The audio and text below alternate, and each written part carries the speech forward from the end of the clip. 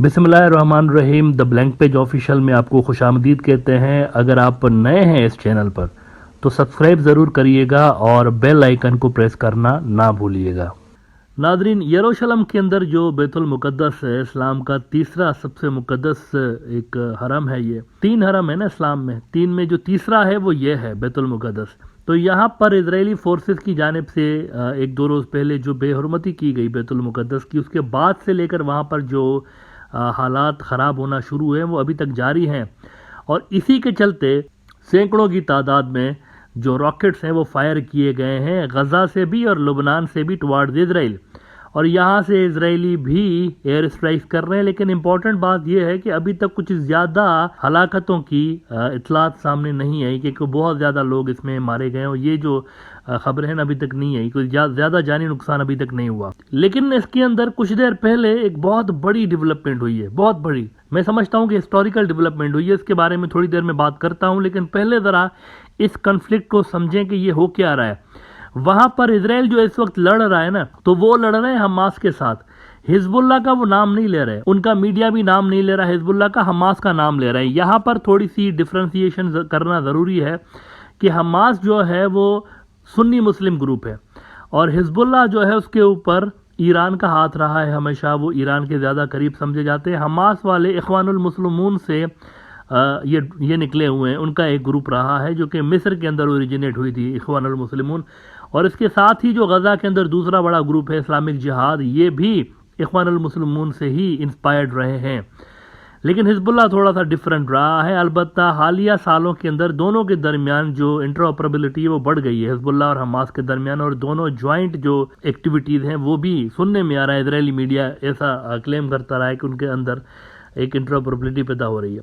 लेकिन नेवरदलेस वो जो मैंने बात की कि इजराइल जो हमले कर रहा है वो कर रहा है हमास वालों के ऊपर। नाउ इंटरेस्टिंग बात यह है कि ये सारे वाकयात तब हो रहे हैं जब बीजिंग जो है, चाइना, ये सुलह करा रहा है ईरानियों की और सऊदी अरब वालों की। तो उसी दौरान ये सारे वाकयात वहां पर मिडल ईस्ट के अंदर पेश आ रहे हैं और इसको फिर ये जो नॉर्मलाइजेशन हुई है ईरान और सऊदी की, उससे भी जोड़कर देखा जा रहा है। लेकिन वो जो मैंने बात की कि एक बहुत बड़ी हिस्टोरिकल डेवलपमेंट हुई है, वो ज़रा मैं आपको दिखाना चाहूँगा। अरब न्यूज़ ने अभी कुछ घंटे पहले खबर लगाई है, बहुत बड़ी न्यूज़ लगाई है अरब न्यूज़ ने। वो कह रहे हैं कि चाइना पहुँच गया है यहाँ पे, फ़लस्तीन के मसले में चाइना पहुँच गया है और चाइना अब जो है वो इसको रिजॉल्व करने की कोशिश कर रहा है। यहाँ पर फ़लस्तीन के अंदर, ये फ़लस्तीन का डेकेड्स पुराना जो मसला है उसको चाइना रिजॉल्व करने के लिए प्रॉपरली एक्टिवेट हो गया है।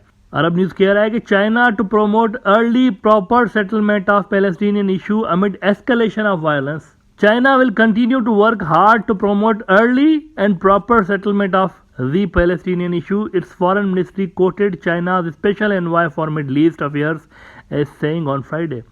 आज थोड़ी देर पहले चाइना के जो मिडल ईस्ट के नुमाइंदे हैं उन्होंने ये बात कही है कि ये जो इशू है इसको रिजॉल्व करने की कोशिश कर रहे हैं। नाउ इस वक्त जब हम बात कर रहे हैं तो इस डिस्प्यूट के 3 जो फरीक हैं वो बीजिंग के अंदर मौजूद है। कौन से 3 फरीक?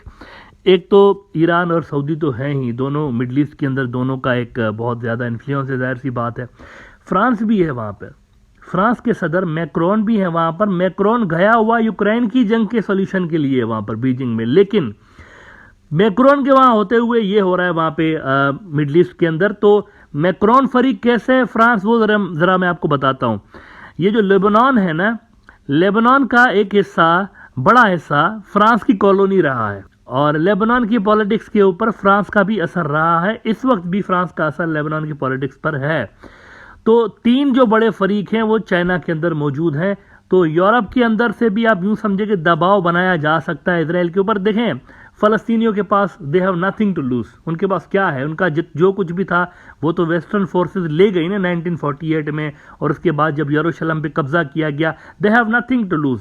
वो सिर्फ अपना हरम बचाने के लिए और अपनी जो वेस्ट बैंक और गजा बचाने के लिए इस वक्त स्ट्रगल कर रहे हैं।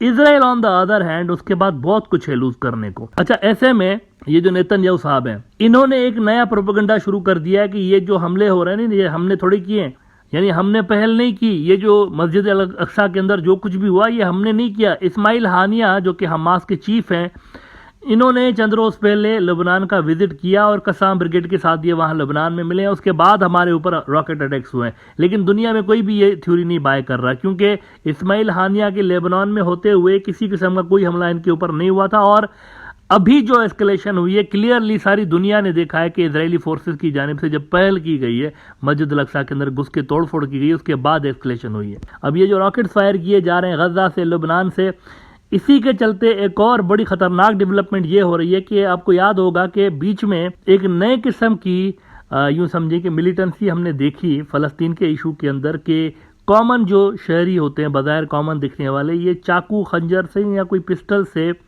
अचानक से अटैक शुरू कर देते हैं इजराइल के अंदर जाके। अब ये नए किस्म की एक चीज़ हमें नज़र आ रही है। तो इसी तरह के जो हमले हैं वो इजराइल के अंदर बढ़ गए हैं। आज वेस्ट बैंक के अंदर ये हुआ है कि एक ज्यूइश खातून जा रही थी, उनके साथ दो उनकी बेटियां थीं और एक दो और भी उनके रिश्तेदार थे। तो उनके ऊपर हमला हो गया। किसने किया ये किसी को नहीं पता, लेकिन दो जो ज्यूइश सिटीजन्स थे वो इसके अंदर हलाक हो गए। तो एक तो रॉकेट्स वहां से आ रहे हैं, दूसरा अंदर से भी रेजिस्टेंस का सामना इजराइल को फेस करना पड़ सकता है। इसी पे टाइम न्यूज खबर लगा रहा है कि इजराइल फेसिंग सेवरल फ्रंट्स। अब ये कौन कौन से सेवरल फ्रंट्स है, इस पे जरा देखिए वो क्या कह रहे हैं। कह रहे हैं कि the army attributes the salvo of 34 rockets fired in the afternoon of Thursday at its northern border and which has not been claimed to Palestinian factions led by Hamas. Most were intercepted by anti-aircraft defense. The 6 who thwarted it caused 1 injury and material damage. The shooting took place, अब एक तो rockets गिर रहे हैं, दूसरा front देखिए, shooting took place on the first day of Passover when vacationing families hike in Galilee near the northern border. ये जो गैलिली है, ये नहर गैलिली है, असल में ये वहाँ पर बड़ा मशहूर इजराइल के अंदर जो है वो यूँ समझें कि टूरिंग स्पॉट है। वहाँ पर अक्सर जो है सयाह जाते रहते हैं। तो वहाँ पर एक ये वाक़या पेश आया जो कि थोड़ी देर पहले भी मैंने आपको बताया कि एक शूटिंग का वाक़या पेश आया जिसमें इजरायली मारे गए। They do not appear to have targeted civilian infrastructure और मिलिट्री साइट। तो यहाँ पे मुख्तलिफ फ्रंट्स इजराइल के लिए खुल गए हैं, सिर्फ अंदर से ही नहीं बाहर से भी खुल गए हैं। और ऐसे टाइम में चाइना की तरफ से ये बयान आना कि हम फ़लस्तीन के मसले को हल कराने की कोशिश कर रहे हैं, ये बड़ा सिग्निफिकेंट भी है और इजराइल के लिए कोई अच्छी बात नहीं है मेरे हिसाब से। तेज़ी के साथ जो मिडल ईस्ट का रीजनल ऑर्डर है वो चेंज हो रहा है, उनके खिलाफ चेंज हो रहा है। वो कहते हैं ना, उल्टी पड़ गई सब तदबीरें, कुछ न दवाने काम किया। इनका ये था कि जी ईरान के खिलाफ अरबों को यूज़ करेंगे, एक भरपूर महाज क्रिएट करेंगे, लेकिन यहाँ पर तो हालात ही बदल के रख दिए चाइना ने। और यहाँ ईरानी और अरब दोनों अब मिल गए। सऊदी ने भी कंडेम किया बाय द वे, ये जो मस्जिद अक्सा की बेहरमती की गई है इसको। और चाइना का यहाँ पर अगर इन्फ्लुएंस बढ़ता है तो फिर डेफिनेटली यहाँ पर हम फ़लस्तीन का जो डेकेड्स पुराना मसला है उसकी कोई सल्यूशन देख सकते हैं।